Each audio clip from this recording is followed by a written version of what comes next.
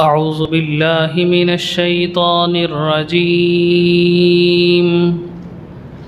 بسم الله الرحمن الرحيم.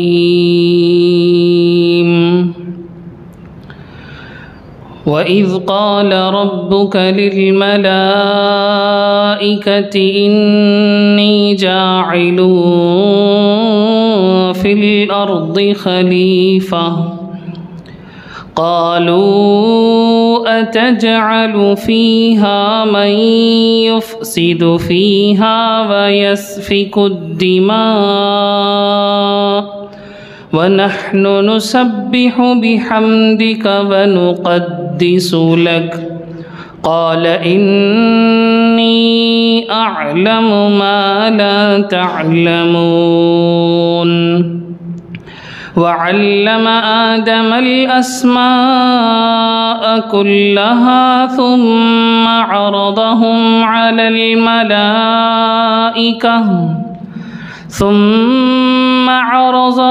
على الملائكة فقال أنبئوني بأسماء هؤلاء إن كنتم صادقين.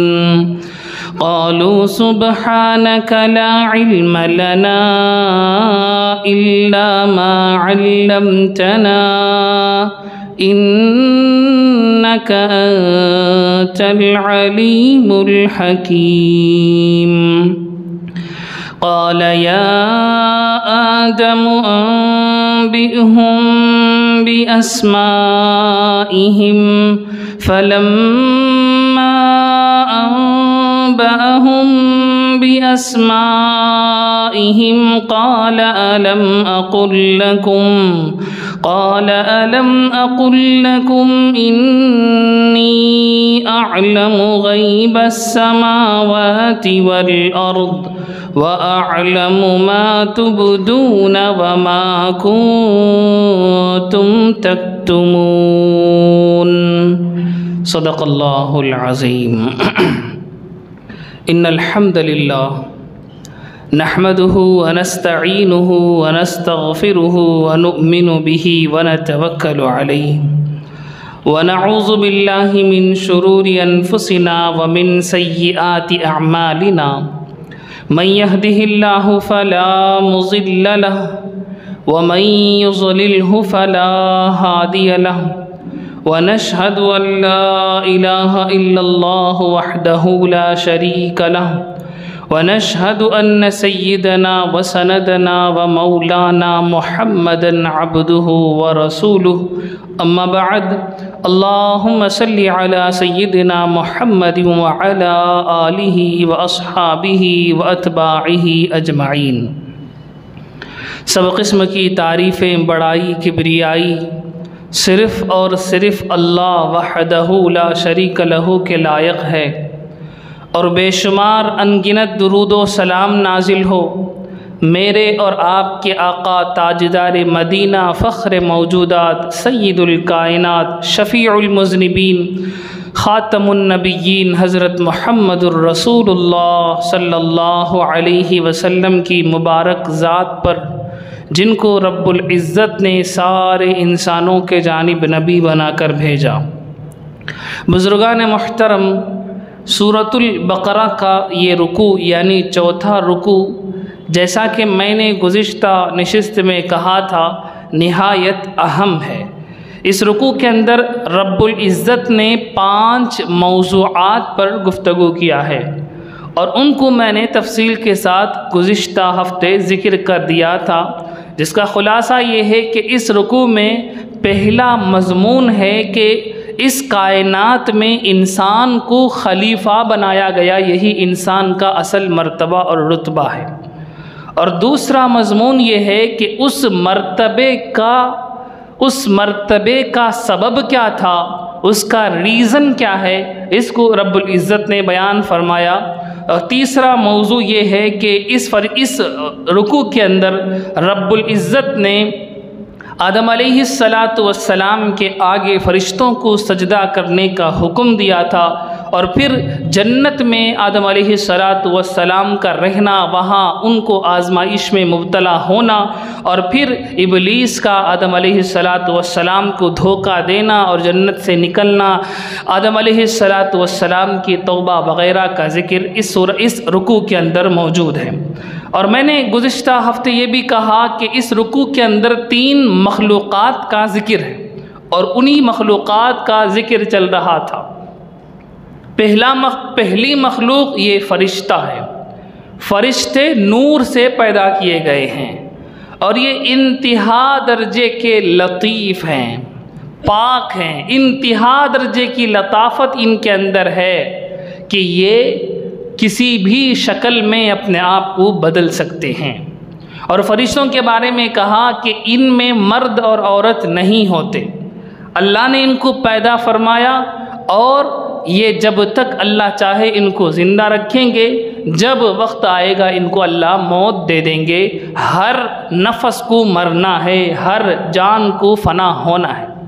یہاں تک کہ حدیث میں آتا ہے کہ ملک الموت جو جان نکالنے والے فرشتے ہیں، ان پر بھی موت آئے گی، ان پر بھی موت آئے گی، یہ بھی مریں گے، اور صرف اللہ کی ذات باقی ہوگی، اور کائنات میں کچھ بھی نہیں ہوگا۔ قیامت کے موقع پر سارے فرشتے بھی مر جائیں گے، جنات بھی مر جائیں گے، انسان تو مر ہی جائیں گے، سب فنا ہو جائیں گے، کائنات ساری درہم برہم ہو جائے گی، سورج اپنی جگہ موجود نہیں، آسمان اپنی جگہ موجود نہیں، پہاڑ اپنی جگہ کو چھوڑ کر ہٹ چکے ہوں گے، ریزہ ریزہ ہو چکے ہوں گے، زمین پھٹ کر اس کی اپنی شکل بدل چکی ہوگی۔ اللہ رب العزت اس وقت اسرائیل کو، یعنی ملک الموت کو، یعنی روح نکالنے والے فرشتے کو بھی اللہ موت دے دیں گے، اور پھر پوچھیں گے لمن الملک اليوم، آج کس کی بادشاہت ہے، آج کس کی بادشاہت ہے؟ زمین پر جب تم تھے تو کہتے تھے میرا جائیداد، میری جائیداد، میرا مال، میرا گھر، میری دولت، آج کس کی ہے؟ جواب دینے والا کوئی نہیں ہوگا، اللہ رب العزت خود جواب دیں گے للہ الواحد القہار، ایک واحد، ایک ذات جو قہار ہے، اسی کی آج بادشاہت ہے، کسی کی بادشاہت نہیں ہے۔ پھر اللہ دوبارہ سب کو زندہ کریں گے، باری باری زندہ کریں گے۔ تو کہنے کا مطلب یہ ہے کہ فرشتوں کے اندر مرد اور عورت، میل اور فیمیل نہیں ہوا کرتے، اللہ ان کو پیدا کرتے ہیں، جب تک اللہ ان کو زندہ رکھیں گے وہ زندہ رہیں گے۔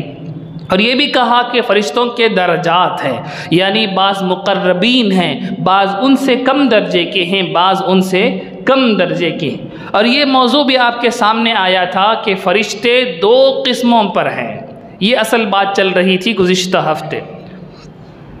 فرشتوں کی 2 کیٹیگری ہے، ایک فرشتے ملأ اعلیٰ ہیں، اور ایک فرشتے ہیں جنہیں ملأ سافل کہا جاتا ہے۔ ملأ اعلیٰ کے کام کیا ہیں؟ اللہ رب العزت دنیا میں دنیا کے نظام کو چلانے کے لیے، دنیا کے نظام کو باقی رکھنے کے لیے کسی شخصیت کو منتخب کر لیتے ہیں، کسی پرسن کو اللہ رب العزت چن لیتے ہیں، اور ان کے ہم نوا، ان کو مدد کرنے کے لیے انسانوں کی ضرورت ہوتی ہے۔ کائنات کے اندر ایسا کبھی نہیں ہوا کہ کوئی ریولیوشن آیا ہو اور وہ صرف ایک بندہ لایا ہو، ایسا نہیں ہوتا۔ انسان کی طاقت ہی نہیں ہے کہ ایک بندہ اٹھے اور ریولیوشن کریٹ کر دے، ایک بندہ اٹھے اور باطل کو ختم کر کے حق کو غالب کر دے۔ ایک بندہ کو اللہ چنتے ہیں، لیکن اس کی مدد کے لیے ایک جھتہ، ایک جماعت، ایک گروپ بھی ساتھ میں بناتے ہیں۔ جیسے رسول اللہ صلی اللہ علیہ وسلم کو اللہ نے سارے انسانوں میں سے پک کیا، چنا، اور آپ کے لیے آپ کے صحابہ کا بھی انتخاب فرما لیا۔ یعنی صرف رسول اللہ صلی اللہ علیہ وسلم کے ذریعے سے ریولیوشن اللہ نے نہیں لایا، بلکہ آپ کی مدد کے لیے صحابہ کی ایک جماعت کو بھی اللہ رب العزت نے منتخب فرمایا۔ اور یہ اللہ کی سنت ہے۔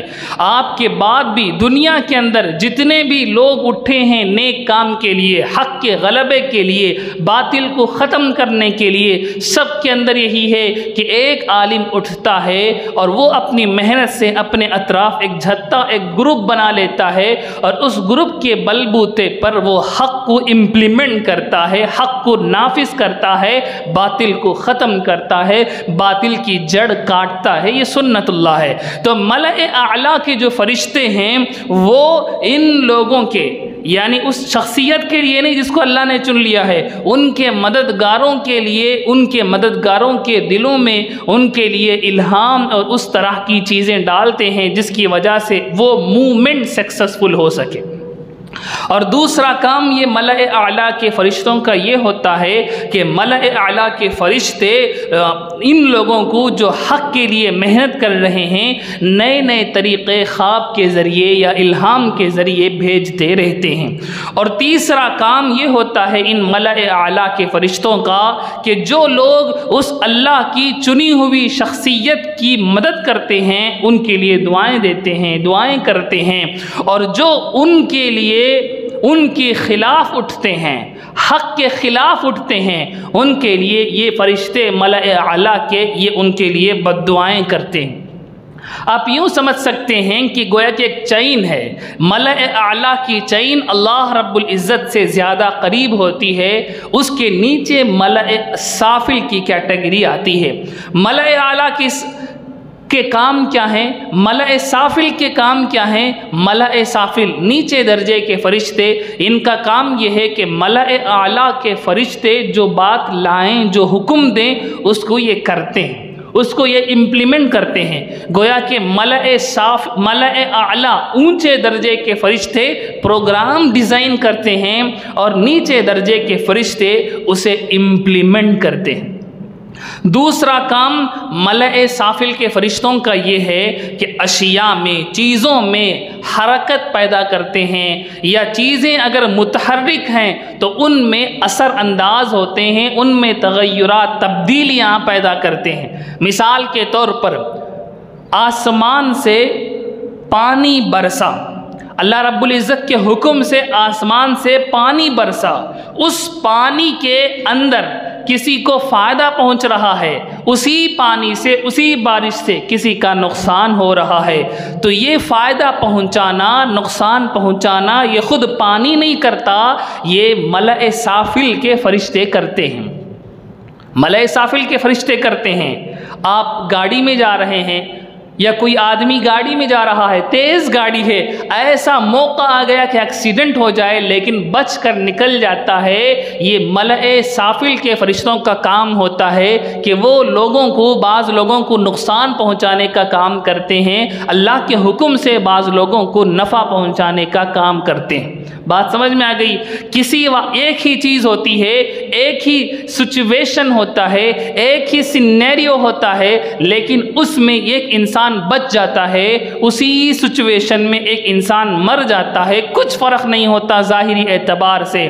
کوئی آدمی تیسرے چوتھے فلور سے نیچے گر جاتا ہے لیکن اسے صرف چوٹ آتی، جان بچ جاتی ہے، لیکن اسی بلڈنگ سے، اسی فلور سے کوئی آدمی گرتا ہے تو اس کی موت واقع ہو جاتی ہے۔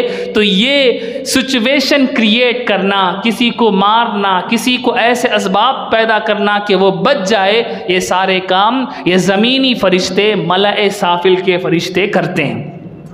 اور اسی طرح ملأ سافل کے فرشتوں کا کام یہ بھی ہے کہ یہ جانوروں کے دلوں میں بات ڈالتے ہیں، جانوروں کے دلوں میں بات ڈالتے ہیں۔ کتا کھڑا ہوا ہے، آپ جا رہے ہیں، آپ کو کچھ نہیں کر رہا، آپ کے پیچھے ایک بندہ آیا، اس کو اس نے کاٹ لیا، تو ایک بندے کو کتا کچھ نہیں کر رہا، ایک بندے کو وہی کتا کاٹ رہا ہے، تو یہ کتے کے دل میں بات ڈالنا کہ تو اسے کاٹ، اسے مت کاٹ، یہ ملأ سافل کے فرشتوں کا کام ہے۔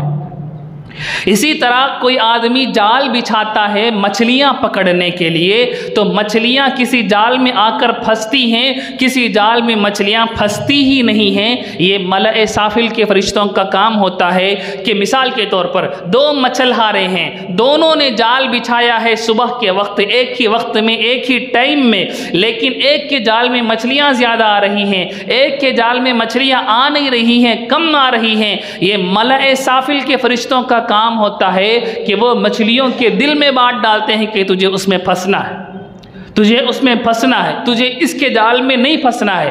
کیوں بات ڈالتے ہیں؟ اللہ کی حکمت ہوتی ہے، اللہ کی تقدیر ہوتی ہے۔ اللہ نے کتاب میں لکھا ہوا ہوگا کہ آج کے دن یہ بھوکا رہے گا یا اسے نفع نہیں ہوگا، اس کے اسباب بھی تو پیدا کرنے ہیں، اس کے اسباب بھی تو پیدا کرنے ہیں۔ کسی کے دکان، دو آدمی ہیں، دونوں ایک ہی چیز کی دکان کھول کر بیٹھے ہوئے ہیں، بازو میں دونوں کی دکانیں ہیں، لیکن ایک کا بیوپار آج ہو رہا، ایک کی دکان میں کوئی بیوپار نہیں ہو رہا۔ تو یہ لوگوں کے دلوں میں بات ڈالنا کہ اس کے دکان سے خرید، اس کے دکان سے مت خرید، یہ ملأ سافل کے فرشتوں کا کام ہوتا ہے۔ اور اسی طرح لوگوں کو نئے نئے طریقے سجھانا، نئے نئے طریقے سمجھانا، لوگوں کے کسی واقعے میں، کسی سینیریو میں لوگوں کے دلوں میں ہمت پیدا کرنا، اور کسی سینیریو میں، کسی واقعے میں لوگوں کے دلوں کے اندر بزدلی ڈال دینا، یہ بھی انہی ملأ سافل کے فرشتوں کا کام ہوتا ہے۔ مثال کے طور پر آپ دیکھ سکتے ہیں جنگ حنین میں صحابہ کو تکلیف پہنچی۔ جنگ احد میں قرآن مجید خود کہتا ہے کہ صحابہ ڈر کے مارے ادھر ادھر بھاگنے لگے، ادھر ادھر دوڑنے لگے، افواہ پھیل گئی کہ آقا علیہ السلام نعوذ باللہ شہید ہو گئے، صحابہ کی جڑیں نکل گئی تھی، ادھر ادھر دوڑنے لگے۔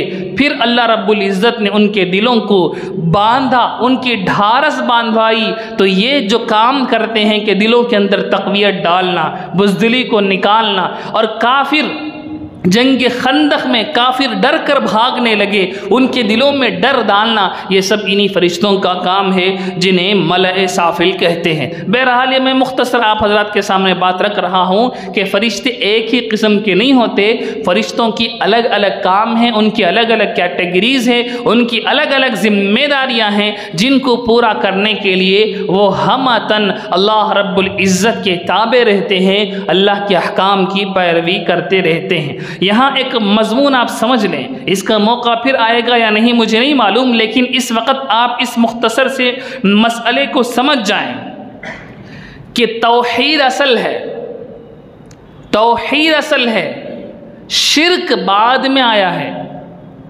توحید اصل ہے، شرک بعد میں پیدا ہوا ہے۔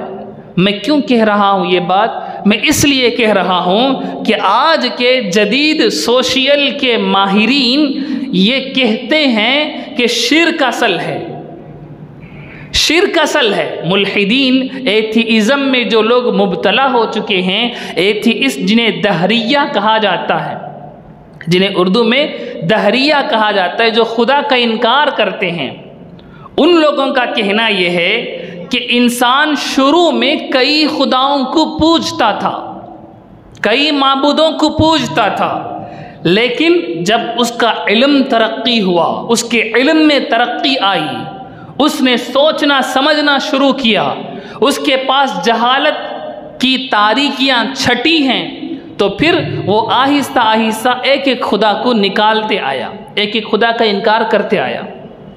بات سمجھ میں آ رہی ہے؟ یہاں تک کہ جب یسوع مسیح یعنی عیسیٰ علیہ السلام آئے ہیں تو ان کی قوم 3 خداؤں پر آ کر رک گئی۔ سینکڑوں خدا تھے، لوگوں کے اندر علم آتا گیا تو خداؤں کی تعداد کم ہوتی گئی، خداؤں کے نمبر کو انہوں نے کم کرنا شروع کر دیا۔ جب عیسیٰ علیہ السلام آئے تو یہ تعداد گھٹ کر کہاں رہ گئی؟ 3 تک رہ گئی۔ اور پھر لوگوں کے اندر اور علم کی ترقی ہوئی تو پھر لوگوں نے 2 خدا بنائے، 2 خدا بنائے۔ پرانے ایران میں ایک مذہب تھا مجوسی، وہ لوگ آگ کی پوجا کرتے تھے، ان کا خیال یہی تھا کہ 2 خدا تھے، ایک تھا یزدان اور ایک تھا اہرمن، ایک تھا نیکیاں کرنے والا، اچھائیاں کرنے والا خدا، اور ایک تھا برائیاں کرنے والا خدا، نفع پہنچانے والا خدا، نقصان پہنچانے والا خدا۔ وہ کہتے ہیں پھر لوگوں کے علم میں اضافہ ہوا تو ایک خدا پر وہ لوگ آ گئے۔ کہاں آ گئے؟ ایک خدا پر آ گئے، اور اسلام اسی کا نام ہے۔ اور آج ماڈرن دور ہے، آج علم ترقی پا چکا ہے، علم آسمان سے باتیں کرنے لگا ہے، تو آج جب علم آ گیا ہے تو ایک خدا کی بھی ضرورت نہیں ہے۔ بات سمجھ میں آ رہی ہے؟ اس طرح سے یہ پوری ہسٹری کو ڈسٹرائی کر رہے ہیں یہ کہہ کر کہ علم نہ ہوتا تو خدا کی ضرورت ہے، مذہب کی ضرورت ہے۔ علم آ گیا، ٹیکنالوجیز آ گئی تو پھر اب خدا کی ضرورت نہیں ہے۔ کیوں خواہ خدا کو ڈال رکھے ہیں بیچ میں؟ خدا کو نکالو، خدا کو نکالو۔ الحاد اور زندقہ آج اسی عنوان سے پھیل رہا ہے، تو اس لیے میں یہ بات کہہ رہا ہوں کہ یہ غلط ہے، یہ تھیوری ہی غلط ہے۔ اسلام پہلا ہے، توحید پہلا ہے، شرک بعد میں آیا ہے۔ کیسے شرک آیا؟ یہ لمبا ٹاپک ہے، اس پر میں اگر گفتگو کروں گا تو پورا وقت اسی پر نکل جائے گا کہ شرک کیسے آیا، توحید کو کیسے شرک نے دبایا، ایک الگ موضوع ہے۔ کبھی اس پر اگر موقع ہو تو ہم گفتگو کر لیں گے۔ بہرحال آپ اتنا سمجھ لیں اور کان کھول کر سمجھ لیں کہ توحید اصل ہے، شرک بعد میں آیا ہے۔ ایسا نہیں کہ شرک اصل ہے توحید بعد میں آئی ہے، توحید اصل ہے، شرک بعد میں آیا ہے۔ اور اس رکوع کے اندر میں اس رکوع کا پورا خلاصہ آپ کے سامنے رکھ دوں گا، پھر ہم آیتیں پڑھ کر اس رکوع کو ایک دم ختم کر دیں گے، کیونکہ اس کا پورا مضمون آپس میں بالکل جڑا ہوا ہے۔ اس لیے میں ایک ایک آیت پڑھ کر اس کی تفسیر کروں گا تو آپ کو یہ ساری جڑی ہوئی باتیں بکھر جائیں گی، ذہن سے نکل جائیں گی۔ اس لیے میں اس پورے رکوع کو آپ کو پہلے سمجھا دوں گا اور پھر اس کی ایک دم آیتیں پڑھ کر ترجمہ کر کر مطلب بتلا دوں گا۔ اس رکوع کے اندر فرشتوں کا تذکرہ تھا، اس کے بارے میں میں نے ڈیٹیل آپ کے سامنے رکھ دیے۔ دوسری مخلوق ہے ابلیس کی، دوسری مخلوق ہے ابلیس، اس کا ذکر بھی اس رکوع کے اندر موجود ہے۔ ابلیس کس سے پیدا کیا گیا؟ ابلیس آگ سے پیدا کیا گیا۔ ابلیس کس سے پیدا کیا گیا؟ آگ سے پیدا کیا۔ صرف آگ سے نہیں پیدا کیا گیا، اس کو سمجھیں۔ نالیوں میں جہاں گندا پانی بہتا ہے، نالیوں کے اندر کیچڑ ہوتا ہے، اس کیچڑ کے اندر ایک سڑاند، ایک بدبو پیدا ہوتی ہے۔ اس بدبو میں اللہ جان ڈال دیتے ہیں تو وہی کیڑے مکوڑے بنتے ہیں۔ بات سمجھ میں آ رہی ہے؟ مخلوقات تین طرح سے بنتی ہیں، تین طرح سے پیدا ہوتی ہیں۔ ایک مخلوق وہ ہے جو اسی مخلوق کے جنس سے پیدا ہوتی ہے، جیسے انسان ہے، انسان صرف انسان سے ہی پیدا ہوتا ہے، کتا صرف کتے سے پیدا ہوتا ہے، بکری صرف بکری سے، گائے صرف گائے سے، چھپکلی صرف چھپکلی سے پیدا ہوتی ہے۔ ایک مخلوق وہ ہے جو اپنے ہی جنس سے پیدا ہوتی ہے، کبھی کبھار دوسرے ذریعے سے بھی پیدا ہو جاتی ہے۔ بات سمجھ میں آ رہی ہے؟ بات سمجھ میں آ رہی ہے؟ کبھی کبھار وہ اپنے ہی جنس سے پیدا ہوتی ہے، کبھی وہ دوسری چیزوں سے بھی پیدا ہو جاتی ہے۔ مثال کے طور پر سناٹا میدان ہے، کچھ بھی اس کے اندر ہریالیاں نہیں ہیں، کچھ بھی اس کے اندر درخت پودے نہیں ہیں، بارش ہوتی ہے، 2-3 دنوں میں وہاں ہریالی پیدا ہو جاتی ہے اور اس میں کیڑے آ جاتے ہیں، مکوڑے آ جاتے ہیں۔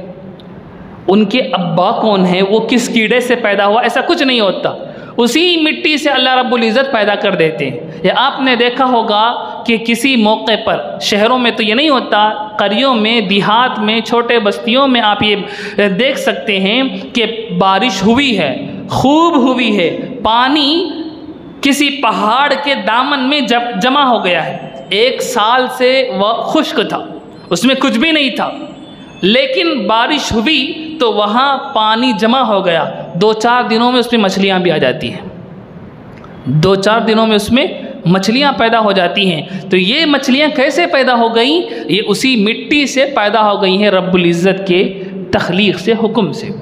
اور بعض مخلوقات وہ ہیں جو اپنے کسی جنس سے پیدا ہی نہیں ہوتی، وہ خود سے پیدا ہوتی ہیں۔ جیسے میں نے کہا کہ کیڑے خود سے پیدا ہو جاتے ہیں، ان کیڑوں کی نسل نہیں ہوتی، وہ خود سے پیدا ہوتے ہیں اور موسم ختم ہوا تو خود سے مر جاتے ہیں۔ میں ان عیسلوں کی بات نہیں کرتا جو لائٹیں جب ہوتی ہیں بارش کے بعد تو وہ اڑ کر آ جاتی ہیں ایک دم سے، یہ اصل میں دیمک ہوتے ہیں، یہ اصل میں دیمک ہیں۔ دیمک جب ان کے گھر میں، ان کی جگہ میں دیمک کی تعداد زیادہ ہو جاتی ہے تو بعض دیمک وہاں سے انہیں پر آ جاتا ہے، وہ اڑ جاتے ہیں، اڑ کر دوسری جگہ جا کر وہ اپنا نیا گھر بناتے ہیں۔ تو یہ عیسل جسے ہم تمل میں کہتے ہیں، یہ ایکچول میں دیمک ہوتا ہے۔ میں ان کی بات نہیں کر رہا، دوسرے کیڑے مکوڑوں کی بات کر رہا ہوں۔ تو یہاں سے آپ یہ بھی سمجھ سکتے ہیں کہ وہ عیسل کا زندگی ایک دن ہوتی ہے جو کہتے ہیں وہ غلط ہے۔ عیسل کی زندگی ایک دن کی نہیں ہوتی، وہ اندر اپنے بل کے اندر وہ کئی سالوں سے وہ پیدا ہوا موجود رہتا ہے۔ بہرحال تو یہ شیطان کیسے پیدا ہوتے ہیں؟ یہ پیدا ہوتے ہیں آگ سے، صرف آگ سے نہیں۔ ہم انسان مٹی سے پیدا ہوئے ہیں، ہم صرف مٹی سے پیدا نہیں ہوئے ہیں، ہم 4 عناصر سے پیدا ہوئے ہیں جنہیں عناصر اربعہ کہا جاتا ہے: آگ، پانی، مٹی، ہوا۔ ان چاروں کو ملانے سے انسان پیدا ہوتا ہے، لیکن اس میں زیادہ مقدار مٹی کی ہوتی ہے، اس لیے کہا جاتا ہے انسان مٹی سے پیدا کیا گیا۔ اسی طرح شیطان صرف آگ سے نہیں پیدا کیے گئے ہیں، شیطان ان 4 چیزوں کو ملا کر رکھنے سے ایک سڑاند، ایک بدبو پیدا ہو جاتی ہے، جیسے نالے کے اندر بدبو پیدا ہوتی، اس پر اللہ رب العزت جان ڈالتے ہیں تو یہ جن پیدا ہوتے ہیں۔ یہاں یہ بات سمجھ لیں کہ شیطان کوئی الگ مخلوق نہیں ہے، شیطان جن ہے۔ شیطان کیا ہے؟ جن ہے۔ جیسے انسان شیطان ہو سکتا ہے، اسی طرح جن بھی شیطان ہو سکتا ہے۔ عجیب بات، انسان شیطان ہو سکتا ہے، انسان شیطان ہو سکتا ہے۔ سورۃ الناس میں اللہ رب العزت نے فرمایا من الجنۃ والناس، شیطان جنوں میں سے بھی ہوتا ہے اور انسانوں میں سے بھی ہوتا ہے۔ جو انسان حق کے خلاف باطل کو سپورٹ کرتا ہے، جو انسان زمین میں فتنہ مچاتا ہے، جو انسان زمین میں اسلام کے خلاف کام کرتا ہے، وہ شیطان ہے انسانوں میں سے۔ اور اسی طرح جنوں میں سے جو جن یہ کام کرتے ہیں وہ شیطان ہیں۔ بات سمجھ میں آ گئی؟ آدم علیہ السلام ہمارے فور فادر ہیں، اصل انسان آدم علیہ السلام، ان سے پورے انسان، ہم بھی، آپ بھی، سب انسان انہی سے پیدا ہوئے ہیں۔ اسی طرح جنوں کے اصل ہیں جان، جنوں کے اصل کون ہیں؟ جان۔ آدم سے آدمی نکلا ہے، اسی طرح جان سے جن نکلے ہیں۔ انسانوں میں اچھے انسان بھی ہیں، انبیاء بھی ہیں، اولیاء بھی ہیں، اور پرلے درجے کے کافر انسان بھی ہیں۔ فرعون بھی ہے، ابو جہل بھی ہے، ابو لہب بھی ہے، نمرود بھی ہے، حامان بھی ہے۔ اسی طرح جنوں میں اللہ والے بھی ہیں، جنوں میں اللہ کے خاص بندے بھی ہیں، اور جنوں میں یہ فرعون، ابو جہل، ابو لہب جیسے مکار پرلے درجے کے کافر بھی ہیں۔ انسانوں میں جیسے سب سے اچھے انسان میرے اور آپ کے آقا صلی اللہ علیہ وسلم ہیں، اور انسانوں میں سب سے بدترین انسان آپ کہہ سکتے ہیں فرعون ہے، ابو جہل ہے، ایسے ہی جنوں میں سب سے بدتر ابلیس ہے۔ جنوں میں سب سے بدتر ابلیس ہے۔ اسی نے آدم علیہ السلام کے سامنے سجدہ کرنے سے انکار کیا تھا، اسی پر اللہ نے پھٹکارا تھا، اسی کو اللہ نے اپنے دربار سے نکالا تھا، اسی نے اللہ سے مہلت مانگی تھی کہ مجھے قیامت تک زندگی دیجئے، میں انسانوں کو گمراہ کروں گا۔ بات سمجھ میں آ گئی؟ تو شیطان کوئی الگ مخلوق نہیں ہے، شیطان جن ہے۔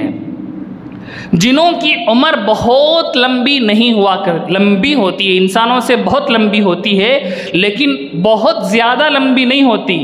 صرف یہ ابلیس کی عمر لمبی کی گئی ہے کیونکہ اس نے اللہ سے دعا مانگا تھا۔ کہ مجھے قیامت تک ٹائم دیجئے، میں زندہ رہ کر میرے محسود، مجھے گمراہ کرنے والے، اللہ کے دربار سے نکالنے والے اس آدم اور اس کی اولاد کو میں گمراہ کروں گا۔ اللہ نے اس کی دعا قبول کر لی تھی۔ اس طرح ابلیس بنا ہے۔ بات سمجھ میں آ گئی؟ سب چیزیں فٹ بیٹھ گئی ذہن میں، کوئی الگ تو نہیں ہے۔ تو آپ سمجھ سکتے ہیں کہ یہ جنات کی جو خاصیتیں ہیں وہ ساری شیطان کے اندر بھی ہوں گی۔ صرف زیادہ یہ ہے کہ شیطان کی عمر لمبی ہے، عام جنوں کی عمر اتنی لمبی نہیں ہوتی۔ لمبی ہوتی ہے، 100 200 300 سال جیتے ہیں، لیکن اتنی لمبی نہیں ہوتی کہ آدم علیہ السلام سے لے کر قیامت تک رہیں، لیکن لمبی ہوتی ہے۔ اچھا، یہ بھی سن لیں کہ شیطان آگ سے جو پیدا ہوئی ہے وہ اصل آگ سے نہیں پیدا ہوئی ہے۔ آگ کے آخر میں آپ اگر آگ جلائیں تو آگ کے اینڈ میں ایک انویزیبل لیئر ہوگی جو نظر نہیں آئے گی۔ ایسا ہوتا ہے، آگ آپ سمجھ رہے یہاں ختم ہو گیا، لیکن آپ اس سے تھوڑا اوپر انگلی رکھیں تو وہ جل جائے گی۔ وہاں بھی آگ ہوتی ہے لیکن وہ نظر نہیں آتی، لیکن وہ بہت زیادہ گرم ہوتی ہے، انویزیبل ہوتی ہے، نظر نہیں آتی، آنکھوں سے اس آگ کو دیکھ نہیں سکتے۔ آگ اگر اچھی جل رہی ہے تو وہ یا تو پیلے رنگ میں ہوگی اور اس کے اوپر اودا کلر رنگ ہوگا اس کا، اور اس سے اوپر کا آگ کا ایک حصہ ہوگا جو نظر نہیں آئے گا، لیکن وہ بھی آگ کا حصہ ہوگا، وہ نظر نہیں آئے، انویزیبل ہوگا۔ اسی لو سے اللہ نے یہ جنات کو پیدا کیا ہے، اس لیے یہ بھی انویزیبل ہیں، نظر نہیں آتے، یہ بھی انویزیبل ہیں، نظر نہیں آتے۔ انسان سب سے زیادہ کثیف ہے، ڈینسٹی انسان کے اندر زیادہ ہے، اس لیے انسان نظر آتے ہیں۔ انسانوں سے کم ڈینسٹی ہے جنات کی، اس لیے وہ نظر نہیں آتے۔ ان سے بھی کم ڈینسٹی ہے فرشتوں کی، اس لیے فرشتے جنات کو بھی نظر نہیں آئیں گے، فرشتے جنات کو بھی نظر نہیں آئیں گے۔ انسان جن کو نہیں دیکھ سکتا، فرشتوں کو نہیں دیکھ سکتا۔ جن انسان کو تو دیکھ سکتا ہے کیونکہ اس کی ڈینسٹی شیطان سے، جن سے زیادہ ہے، لیکن جنات فرشتوں کو نہیں دیکھ سکتے کیونکہ ان کی ڈینسٹی جنات کی ڈینسٹی سے بھی زیادہ کم ہے۔ بات سمجھ میں آ گئی؟ اگر سمجھ میں آ گئی تو پھر ٹھیک ہے، ورنہ آپ ذہن پر زیادہ بوجھ نہ ڈالیں، چھوڑ دیں، یہ سب باتیں اتنی زیادہ ضروری نہیں ہے۔ میں اس لیے سمجھا رہا ہوں کہ آپ اس پورے مضمون کو علی وجہ البصیرہ سمجھیں۔ جس کو سمجھ میں آیا الحمدللہ، جس کو سمجھ میں نہ آئے اس کو چھوڑ دیں۔ ایک لطیفہ یاد آیا، ہمارے بزرگوں میں سے ہیں ایک بہت بڑے بزرگ، ان کی ایک کتاب ہے، اس کتاب کے اندر انہوں نے دین کے مسائل کو لکھا ہے، جمع کیا ہے۔ ایک دیہاتی آدمی ان کے پاس آیا اور کہنے لگا مجھے یہ مسئلہ نہیں سمجھ میں آیا، مجھے سمجھا دیجیے۔ حضرت کو معلوم تھا کہ یہ مسئلہ اسے سمجھ میں نہیں آئے گا کیونکہ مشکل مسئلہ ہے، یہ دیہات کا انسان ہے، ان پڑھ ہے، گنوار ہے، اسے سمجھ میں نہیں آئے گا۔ تو انہوں نے کہا کہ کیا یہ میری پوری کتاب تجھے سمجھ میں آ گئی؟ اس نے کہا پوری تو سمجھ میں نہیں آئی، ذرے مسائل سمجھ میں نہیں آئے، ذرے مسائل سمجھ میں آ گئے ہیں۔ تو حضرت نے فرمایا جو مسائل تجھے سمجھ میں نہیں آئے ہیں اس مسئلے کو بھی تو انہی میں شامل کر لے، اس مسئلے کو بھی تو انہی میں شامل کر لے جو تجھے سمجھ میں نہیں آئے۔ تو خامخواہ کیوں محنت کر رہا، خامخواہ تو کیوں محنت کر رہا؟ تو جو باتیں آپ کو آج کے اس نشست میں سمجھ میں نہ آئے آپ اس کے بارے میں ٹینشن نہ لیں، چھوڑ دیں، وہ کوئی اتنی اہم بات نہیں ہے، لیکن جسے سمجھ میں آ گیا وہ اس کو امپلیمنٹ کر دیکھ سکتے۔ یہاں سے آپ سمجھ سکتے ہیں کہ یہ جو لوگ شیطان کو دیکھ کر ڈرنے کی بات کرتے ہیں کہ میں نے شیطان دیکھ لیا، میں نے فلانا دیکھ لیا، میں نے ڈھمکانا دیکھ لیا، اور اس کے بارے میں وہ طرح طرح کے خرافات میں مبتلا ہو جاتے ہیں، وہ سمجھ جائیں کہ شیطان کچھ نہیں ہوتا، شیطان جن ہے۔ شیطان کون ہے؟ جن ہے، اور جنات کی طاقت انسانوں سے کم ہے، جنات کی طاقت انسانوں سے کم ہے۔ ان کے پاس ایک پلس پوائنٹ یہ ہے کہ وہ بس نظر نہیں آتے، وہ بس نظر نہیں آتے، لیکن ایسا نہیں ہوتا کہ انسان کے اوپر وہ اتنا قابو پالیں کہ انسان کچھ نہ کر سکے، ایسا نہیں ہوتا۔ اگر ایسا ہوتا تو شیطان ہمیں مسجد میں بیٹھنے ہی نہیں دیتا، ہمیں اٹھا کر لے جا کر سنیما ہال میں بٹھا دیتا کہ تو کہاں مسجد میں بیٹھا ہوا، جا کر فلمیں دیکھ، جا کر فلمیں دیکھ۔ شیطان کی طاقت اتنی ہی ہے کہ وہ آپ کے دل کے اندر غلط باتیں ڈالے، آپ کے دماغ کو خراب کرے۔ شیطان کی طاقت یہ نہیں، ایسا نہیں ہوتا کہ شیطان دروازہ کھولے، گھسے شیطانوں کی، ابلیس کی، جنات کی جماعت اور ہم سب کو ہاتھ پیر باندھ کر اٹھا کر لے جائے اور گناہوں میں ڈال دے۔ اتنی طاقت شیطانوں کے اندر نہیں ہے، اتنی طاقت شیطانوں کے اندر نہیں ہے۔ وہ صرف دلوں کے اندر باتیں ڈالتی ہیں، وہ صرف عجیب عجیب شکلیں اختیار کر سکتے ہیں، اس سے بڑھ کر انسان کو وہ کوئی زیادہ نقصان نہیں پہنچا سکتے۔ بات سمجھ میں آ گئی؟ کسی پر جن آ جاتا ہے تو اس کا علاج انسان آسانی کے ساتھ کر لیتا ہے۔ امام احمد بن حنبل رحمۃ اللہ علیہ کے بارے میں کتابوں میں یہ واقعہ لکھا ہے کہ ایک مرتبہ وہ اپنے شاگردوں کے ساتھ حدیث پڑھانے کے لیے بیٹھے تھے۔ ایک صاحب آئے اور اس نے کہا کہ میرے گھر میں لڑکی ہے، اسے جن بہت زیادہ ستاتا ہے۔ آپ یہ بات یاد رکھ لیں، ستانے والا جن وہ شیطان ہے، ستانے والا جن شیطان ہے، کیونکہ انسانوں میں اچھے لوگ کسی کو تکلیف نہیں دیتے، ہاں جو برے لوگ ہوتے ہیں وہ تکلیف دیتے ہیں۔ اسی طرح جو جنات میں اچھے جنات ہیں وہ کسی انسان کو تکلیف نہیں دیں گے، جو برے جنات ہیں وہی تکلیف دیتے ہیں انسانوں کو۔ اچھے جنات مسجد میں موجود ہوتے ہیں، ہمارے اس بیان کو سن رہے ہوں گے، آپ کے آس پاس بیٹھے ہوئے ہوں گے۔ اچھے جنات تکلیف نہیں پہنچاتے، وہ عبادت گزار ہوتے ہیں، وہ اللہ کے ڈرنے والے، محمد الرسول اللہ صلی اللہ علیہ وسلم کے ماننے والے ہوتے ہیں۔ جو برے جنات ہوتے ہیں وہ مسجدوں میں نہیں ہوتے، وہی بیت الخلاؤں میں رہتے ہیں، انہی کو خبث والخبائث کہا گیا۔ وہ گندگیاں پسند کرتے ہیں۔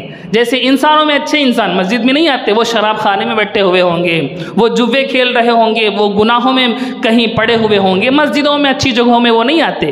اسی طرح جو اچھے جنات ہیں وہ مسجدوں میں نہیں آتے، وہ بیت الخلاؤں میں ہوں گے، وہ گندگیوں میں ہوں گے، وہ کھنڈرات میں ہوں گے، وہ ادھر ادھر پڑے ہوئے ہوں گے۔ بہرحال میں کہہ یہ رہا تھا کہ جو شیطان ہے، احمد بن حنبل رحمہ اللہ کا واقعہ میں سنا رہا تھا کہ ایک بندے نے آیا اور کہا کہ میرے لڑکی کو جن ستا رہا ہے، تو احمد بن حنبل رحمۃ اللہ علیہ نے اپنے اسٹوڈنٹ کو کہا کہ تو جا اور اس سے کہہ کہ اگر تو عزت چاہتا ہے تو چلا جا، ورنہ احمد بن حنبل آئے گا تو 70 جوتے لگائے گا۔ یہ کہہ کر انہوں نے اپنے شاگرد کو، اپنے اسٹوڈنٹ کو بھیجا تو وہ جن بھاگ گیا۔ تو میرے بھائیوں، ایمانی قوت، ایمانی طاقت جس کے اندر ہوتی ہے، ہم نے اپنے اساتذہ کو دیکھا، اپنے آنکھوں سے دیکھا، آج بھی وہ موجود ہیں۔ کوئی فتنہ، کوئی خرابی، کوئی جن انہیں ستا نہیں سکا۔ کئی کوششیں ان پر کی جا چکی، خود ہمیں معلوم ہے۔ تو ایسے اللہ والے آج بھی موجود ہیں جنہیں ان ساری چیزوں کی تکلیفات محسوس نہیں ہوتی، وہ ان کا بال بیگا نہیں کر سکتے۔ آپ کا بدن مضبوط ہے، آپ طاقتور ہیں، تو دبلا پتلا کتنا ہی شریر کیوں نہ، وہ آپ سے لڑے گا نہیں، آپ کی طاقت کو دیکھ کر ڈر جائے گا، آپ سے دور چلا جائے گا۔ ویسا ہی جس انسان کی ایمانی طاقت مضبوط ہو، اس کو کوئی خراب جن چھیڑے گا نہیں، اس کو کوئی خراب جن تکلیف نہیں پہنچائے گا۔ تو اس بات کو ہم یاد رکھ لیں۔ میں اس لیے کہہ رہا ہوں کہ لوگ چھوٹی چھوٹی باتوں کو لے کر علاجوں کے نام پر کئی سارے خرافات کرتے ہیں، کئی سارے غیر شرعی کام کرتے ہیں۔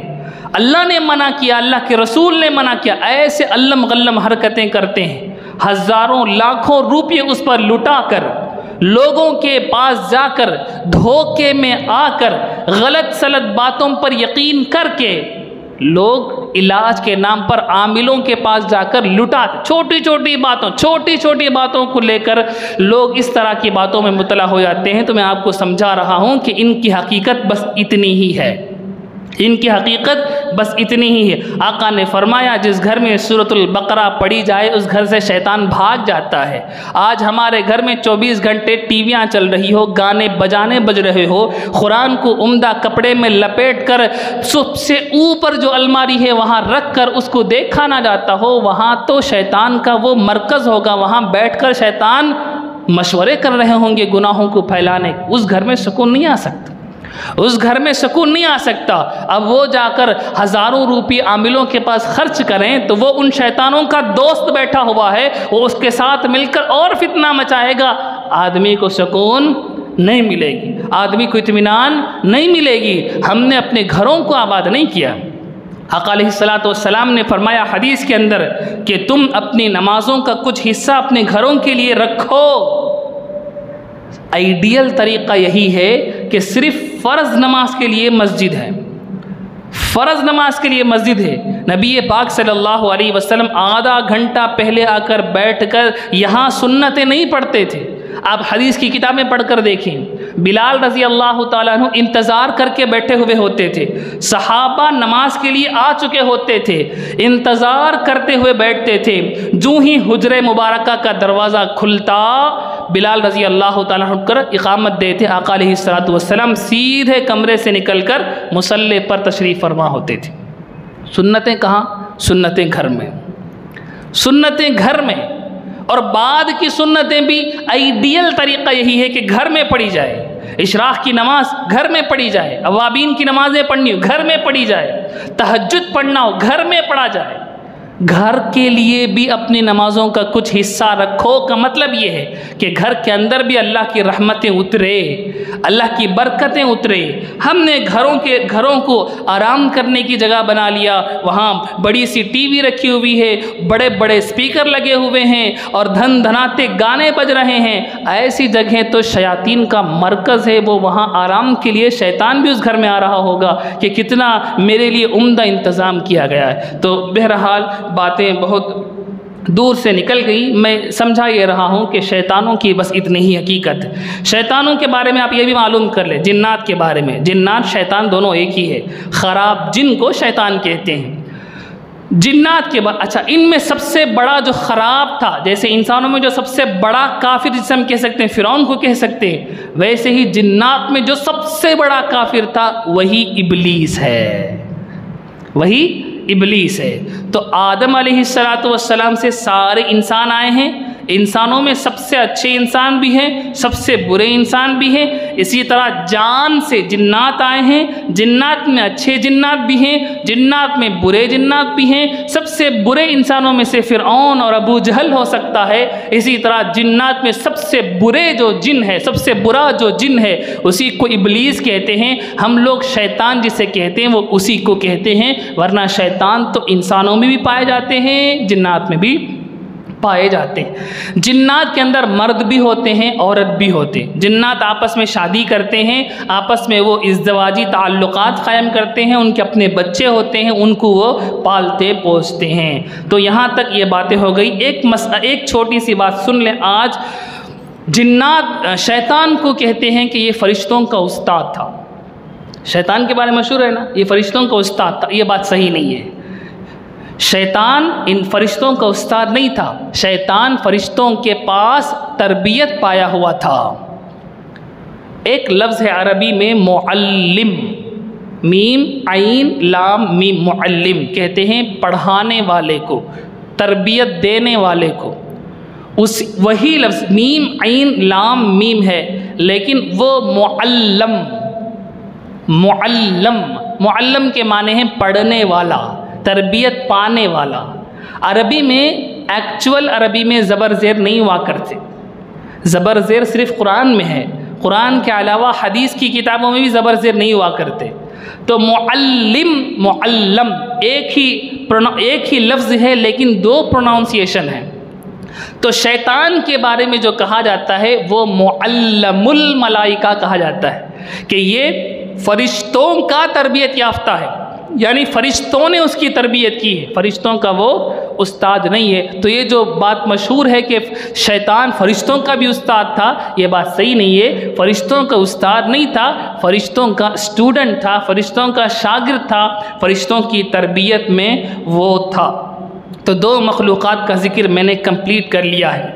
فرشتوں کے بارے میں ڈیٹیلز آپ کے سامنے رکھ دی ہے، اور اسی طرح جنات کی ڈیٹیلز بھی آپ کے سامنے رکھ دی ہے۔ اس کے بعد نمبر ہے انسان کا، انشاءاللہ العزیز اس کو ہم اگلی نشست میں ڈسکس کریں گے کہ انسان کی حقیقت کیا ہے۔ پھر ہم ڈارون کی تھیوری پر آئیں گے، پھر ہم ڈارون کی تھیوری کو اٹھائیں گے، تھیوری آف ایولیوشن کو اٹھائیں گے اور دیکھیں گے کہ آدم علیہ السلام پہلے انسان ہیں یا بندر سے انسان بنا ہے۔ اس پر ہم انسان کے اوپر ڈسکس کرنے کے بعد ڈسکس کریں گے کہ تھیوری آف ایولیوشن صحیح ہے یا غلط ہے، اسلام جو کہتا ہے تھیوری آف ایولیوشن سے وہ کتنا جو ملتا ہے اور کتنا الگ ہوتا ہے۔ انشاءاللہ العزیز اس پر ہم اگلی نشستوں میں گفتگو کریں گے۔ رب العزت سے دعا فرمائیں اللہ رب العزت ہمیں دین کی صحیح فہم نصیب فرمائے، صحیح سمجھ نصیب فرمائے، قرآن کو سمجھنا، قرآن کی دعوت کو عالم میں پھیلانے کا جذبہ نصیب فرمائے۔ آمین وآخر دعوانا ان الحمد للہ رب العالمین۔ لک الحمد ولک الشکر یا اللہ۔ اللہم صلی علی سیدنا محمد وعلی آل سیدنا محمد وبارک وسلم علیہ۔ ربنا ظلمنا انفسنا وإن لم تغفر لنا وترحمنا لنکونن من الخاسرین۔ اللہم انا نسألک حبک وحب من يحبک وحب عمل يقربنی الى حبک۔ سبحان ربک رب العزت عما یصفون وسلام علی المرسلین والحمد للہ رب العالمین۔